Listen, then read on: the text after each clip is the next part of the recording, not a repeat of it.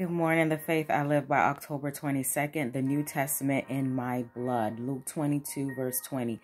Likewise, also the cup after supper, saying, This cup is the New Testament in my blood, which is shed for you. In partaking with his disciples of the bread and wine, Christ pledged himself to them as their Redeemer. He committed to them the new covenant by which all who receive him become children of God and joint heirs with Christ. By this covenant, every blessing that heaven could bestow for this life and the life to come was theirs.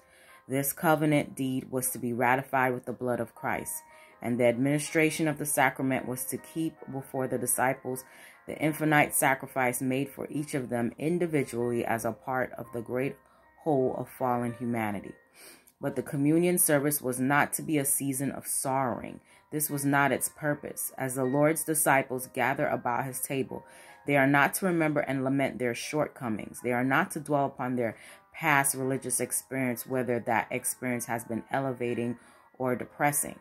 They are not to recall the differences between them and their brethren. The preparatory service has embraced all this. The self-examination, the confession of sin, the reconciling of differences has all been done. Now they come to meet with Christ. They are not to stand in the shadow of the cross, but in its saving light.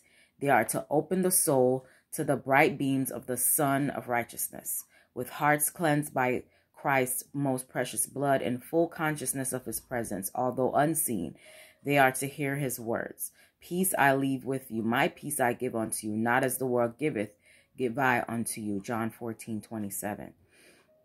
The atoning sacrifice is full and sufficient. It is the new covenant sealed with his blood, which was shed for many for the remission of sins. This Christ declared at the Last Supper. In this cup there is to those who drink in faith, peacemaking, soul-cleansing efficacy. It is the balm of Gilead, which God has provided to restore health and soundness to the sin-stricken soul. Hope you have a great day today. Live in faith.